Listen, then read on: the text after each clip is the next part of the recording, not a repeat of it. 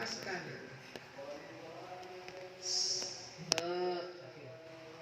Asrama itu dalam bahasa sakan.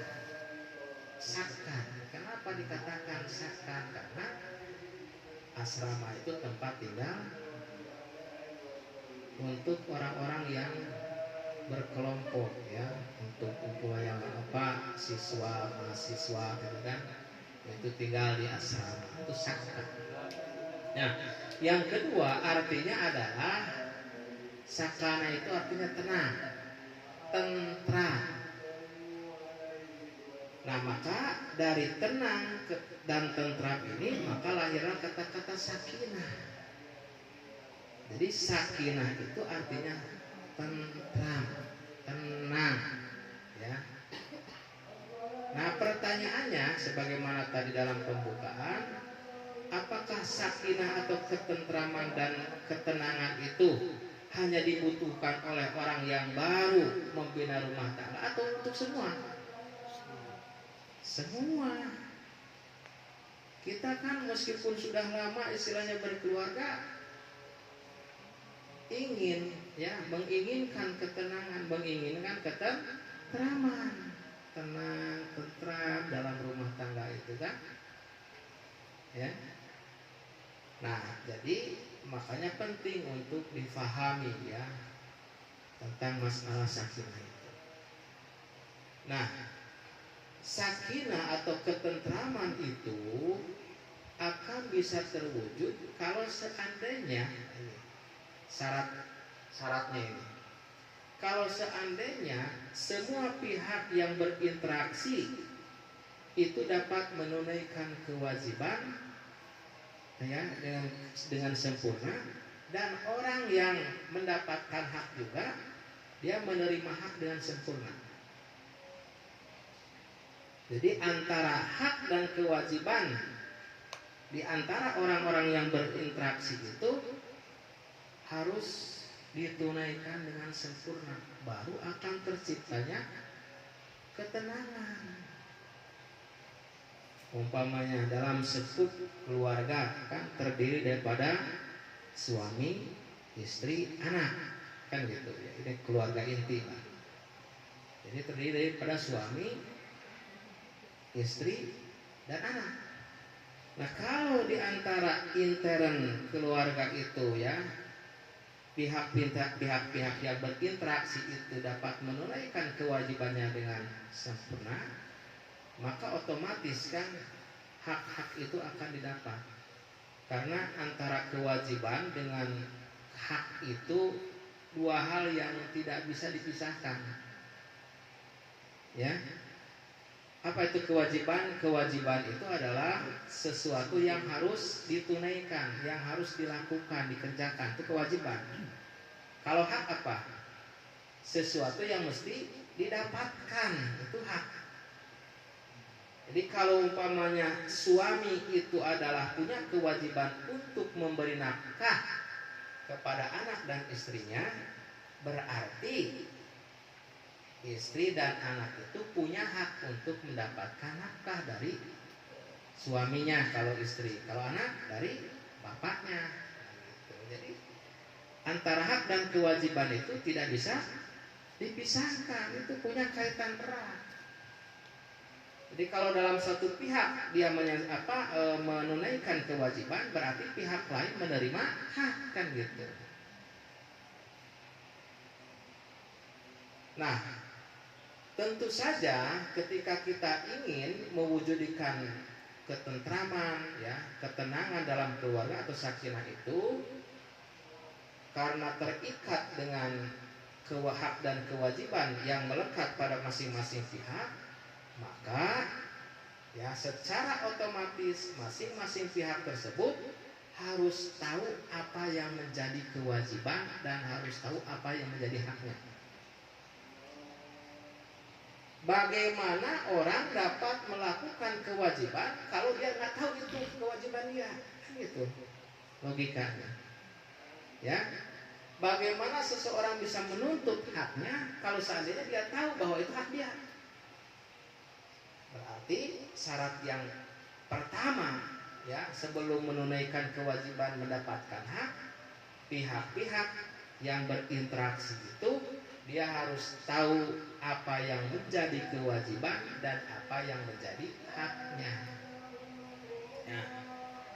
Nah, sekarang kita ya masuk kepada apa yang menjadi kewajiban seorang suami umpamanya ya, seorang suami.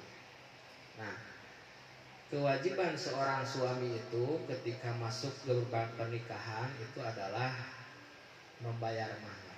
Mahar. Membayar mahar. Di dalam itu sebutkan itu wa saduqatuhinna nihlah, dan berilah untuk istri-istri kalian itu ya wa nisa saduqatuhinna nihlah. Berilah mas kawin kepada istri-istri yang baru dinikah itu dengan sukarela. Nah, berarti kewajiban yang pertama ya kepada istri itu memberikan mas kawin. Ya. Berarti seorang istri berhak untuk mendapatkan mas kawin dari suaminya yang baru menikahinya. Ya. Nah, karena itu merupakan hak istri, maka ada satu jenis pernikahan yang diharamkan oleh ajaran Islam karena menghilangkan mahar ini, menghilangkan apa, mas kawin. Itu namanya nikah sibor. Itu pernah berlaku di zaman jahiliyah, cuma sesudah datang Islam itu diharamkan. Yang bagaimana nikah sibor itu begini. Ini kalau umpamanya keluarga A, nah, tolong ini ya harus dipahami. Keluarga A punya anak ya sejodoh nih, anaknya laki dan perempuan. Keluarga B juga punya anak laki dan perempuan. Nah, anak si A yang laki-laki dinikahkan kepada perempuan si B. Sementara anak laki-laki si B dinikahkan kepada anak perempuan si A. Menurut logika kan, si A kan harus mengeluarkan mahar untuk anak si B. Si B juga ini karena dia nikah kepada anaknya si A ini kan harus bayar juga mahar. Nah, daripada harus bayar mahar itu bolak-balik, kata udahlah jangan pakai mahar dua-duanya. Jadi sudah saya nikah. Nah, itu namanya sigor. Itu tidak boleh, haram. Kenapa? Karena yang namanya mas kawin, mahar itu adalah hak perempuan, hak istri, nggak boleh itu dihilangkan karena gara-gara ada pernikahan situ. Nah, ini yang yang kewajiban yang pertama. Yang kedua adalah memberikan nafkah. Wa alal mauludi rizquhunna wa kiswatuhunna, dan kepada suami itu wajib untuk memberikan nafkah dan juga memberikan pakaian. Ya, memberikan nafkah yang sesuai dengan kemampuannya, ya, terutama untuk menutupi kebutuhan pokok. Memberikan pakaian. Jadi disebutkan ini perintah untuk memberikan pakaian itu disebutkan secara jelas di dalam Al-Quran. Kenapa perempuan itu harus memberikan pakaian? Karena perempuan itu, nih kalau dalam bahasa Arab Bu,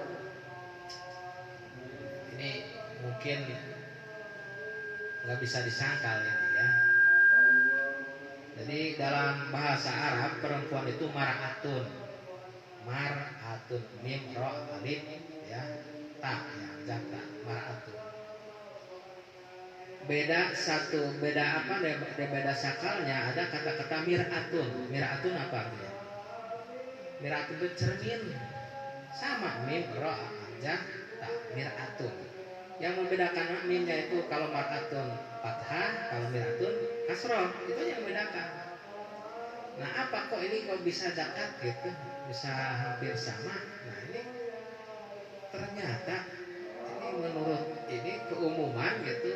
perempuan itu tidak jauh dari cermin gitu ya, tidak jauh dari cermin perempuan itu ya, artinya ya harus dandan, harus ya gitulah.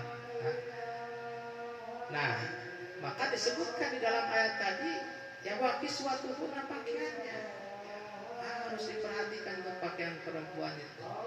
Kalau ibu-ibu maka ini ada undangan gitu ya, undangan itu yang dipikirkan itu pakaian yang mau dipakai itu, bukan soal makanan. Kalau laki-laki mah pokoknya yang enak makanannya gitu kan, ibu malah lagi gitu. Sehingga ketika lihat di lemari banyak kayaknya udah pakai ini udah kepake semua, nggak ada lagi gitu. Nah ini, tapi memang itu jelas oleh Allah sebutkan wakiswatu bunna, kewajiban suami itu untuk memberikan pakaian. Kemudian yang lebih penting adalah ya ayyuhalladzina amanu qu anfusakum wa ahlikum nar. Jadi jagalah diri kalian dan keluarga kalian dari siksaan api neraka. Nah, ini yang lebih penting dari seorang suami ya, kewajiban yang harus ditunaikan kepada istrinya, kepada keluarganya. Jaga anggota keluarga itu dari siksa api neraka, artinya harus bisa menjaga, memperhatikan tentang kewajibannya dalam beragama. Nah ini diantaranya tentang sekarang istri ya. Kalau dibahaskan terlalu panjang ya, singkat-singkat saja. Kalau mengenai istri itu ada satu hadis dari Rasulullah SAW, kata Rasul, "Khairun nisa idza nadarta syaratka." Sebaik-baik, sebagus-bagus istri itu idza nadarta syaratka, apabila kamu wahai suami melihat istri itu membahagiakan ya, jadi ketika suami melihat istri itu menggembirakan. Bagaimana menggembirakan? Berarti istri bagus, romannya kan bagus, mimik mukanya bukan apa kata orang Sunda mah jendut gitu kan ya, nggak tersungit-sungit gitu kan. Jadi ketika melihat itu menyenangkan. Jadi bisa dalam bentuk mimik muka, kemudian perilaku, bisa dalam dandanan gitu kan, yang menyenangkan suami. Yang dandan itu sebenarnya itu yang diutamakan untuk suami, bukan dandan untuk orang lain gitu ya. Nah ini. Kemudian yang kedua adalah wa idza amartaha ata'atka, apabila engkau memerintah kepada dia, kepada istri itu dia mentaatimu. Jadi kewajiban yang kedua seorang istri itu adalah taat terhadap suami. Tapi ada selama tidak menyuruh kepada kemaksiatan. La ta'ata fi maksiatil khaliq. Tidak ada ketaatan dalam maksiat kepada khaliq, kepada Allah. Jadi meskipun umpamanya kita kepada suami itu perintah suami, kalau itu maksiat kepada Allah jangan ikuti ya. Nah ini yang kedua, jadi harus taat kepada suami, apalagi kalau itu menyangkut tentang kewajiban agama, suruh sholat, suruh tutup aurat umpamanya kan, itu harus taat. Tapi ada pahalanya dua kali lipat itu taat karena itu mengerjakan perintah Allah.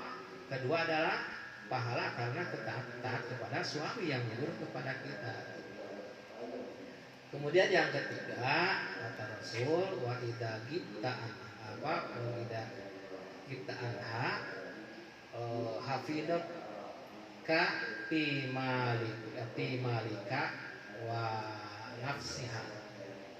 Dan apabila engkau tidak ada di rumah, maksudnya dia dapat menjaga hartamu dan dirinya.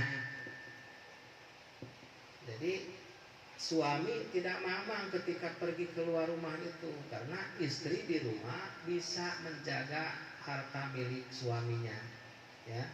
Dia juga bisa menjaga diri ya dari hal-hal yang menimbulkan fitnah. ini ya.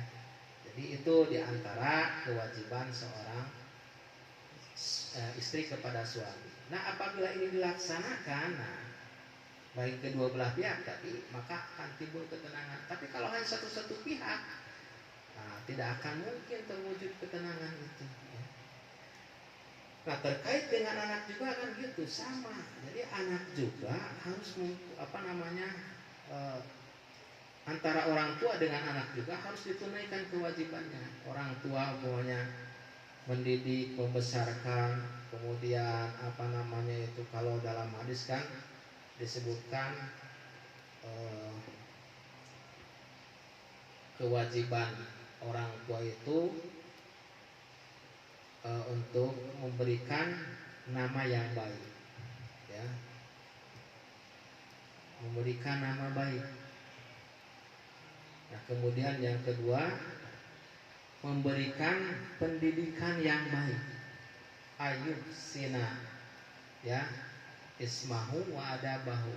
Hendaklah memberikan nama yang baik dan juga adab atau akhlak yang baik kepada anak. Nah kenapa diperintahkan kita untuk memberikan nama yang baik kepada anak? Karena nama itu merupakan wujud dari pengharapan orang tua terhadap anak tersebut. Maka makna daripada nama anak-anak kita itu adalah harus maknanya itu atau artinya itu adalah yang baik. Gak boleh asal kasih nama gitu kan. Karena kepalanya itu umpamanya peang, maaf ya, peang si peang ada diomongin anak, jangan begitu ya. Kita punya harapan anak ini supaya soleh, kasih nama soleh gitu kan. Harapan orang tua itu supaya anak kita itu menjadi penghulunya orang-orang yang bertakwa, imam muttaqin, nah, gitu kan. Jadi dikasih nama-nama yang baik gitu. Itu ada perintahnya dari Rasulullah SAW. Kemudian juga adab, dipekerti agamanya, diajarkan juga yang baik-baik. Yang kedua adalah kata Rasul, wa ayu alima kitabata wasibah. Jadi harus diajarkan tulis. Ya, tentu di dalamnya termasuk baca tulis. Ya, belajar tulis. Artinya lebih luasnya kalau cakupan lebih luasnya belajar ilmu pengetahuan, ya. Kemudian wasibahah dan belajar renang. Saya nggak kebayang itu ya di Arab Rasul nyuruh renang di mana ya? Ya tapi itu memang ada hadisnya sahih. Bapak kalau lihat di Arab banyak kali tapi nggak ada airnya. Ya kalinya banyak tapi nggak ada airnya. Ada airnya itu ketika hujan, baru itu ada airnya. Kalau nggak ada hujan kering. Ya, makanya di sana tumbuh-tumbuhan sebagaimana kita itu banyaknya adalah gurun, ya, gurun pasir. Yang itu hanya tumbuh-tumbuh di daerah-daerah oase yang ada air-air itu ya, yang pohon kurma dan lain sebagainya itu, yang kering saja itu. Nah, saya nggak bisa membahas kenapa Rasul sampai asibah, ya berenang. Nah, ini bahwa ajaran Islam itu bukan hanya khusus untuk orang Arab saja. Jadi Rasul sudah pandangannya jauh ke depan, visioner bahwa ajaran Islam itu akan menyebar ke mana-mana, termasuk ke Indonesia yang banyak sungainya, yang banyak kolamnya, yang banyak danaunya, nah gitu. Maka disitulah kata-kata asibah. Ya, kalau diurut dari keempat yang disebutkan oleh Rasul itu ada 3 ternyata ya. Jadi pertama bahwa anak kita itu kan terdiri daripada ada hati. Nah ini hati itu menerima kepada nilai-nilai agama, yang kolbun itu menerima nilai-nilai agama. Maka berilah nama yang baik karena berpengaruh kepada jiwa anak. Berilah adab, ajarilah adab, ya, ajaran Islam itu karena kepada hati. Yang kedua, anak itu terdiri dari otak. Jadi bukan hati saja tapi otak kan sama dengan kita juga terdiri dari otak. Nah otak itu juga harus diberikan hak makannya gitu, haknya yaitu adalah alkitabata, bahasanya itu ilmu, ya harus dikasih ilmu. Kemudian yang ketiga adalah wasibah, itu terkait dengan apa? Dengan anak kita itu, yaitu dengan fisik, ya. Jadi ada hati, ada akal, ada fisik. Fisik juga anak itu adalah harus dilatih. Asibah, olahraga, kekuatan, jadi kuat, gitu kan. Maka Rasul mengatakan bahwa orang mukmin yang kuat itu dia lebih disukai dari sisi Allah daripada mukmin yang lemah, gitu kan. Nah itu. Nah ini adalah tentang kewajiban orang tua.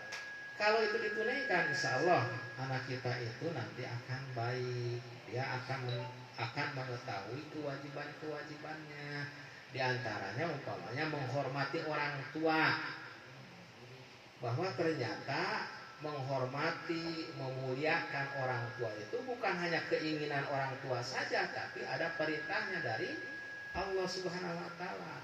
Nah, ini kan nanti anak akan taat kepada orang tua, akan menghormati orang tua, akan memuliakan orang tua. Maka kalau itu tercipta dalam keluarga itu, insya Allah ya akan menumbuhkan sakinah dalam keluarga tersebut. Tapi kalau umpamanya tidak, kewajiban orang tua tidak itu nyambung kepada anaknya itu adalah susah diatur, bagaimana mewujudkan sakinah di keluarga itu? Gak akan mungkin terwujud. Nah, jadi ini ya para bapak, para ibu ya, inti daripada sakinah atau ketentraman, ya ketenangan dalam keluarga itu ternyata terkait erat dengan kewajiban-kewajiban yang mesti ditunaikan di intern atau pihak-pihak yang terkait dalam keluarga tersebut, ya atau keseimbangan antara kewajiban dan hak yang ada dalam keluarga tersebut. Para bapak, para ibu yang saya hormati, mungkin ini saja yang materi yang bisa sampaikan pada malam hari ini. Ya mudah-mudahan ini ada manfaatnya. Gak boleh lama-lama sekarang.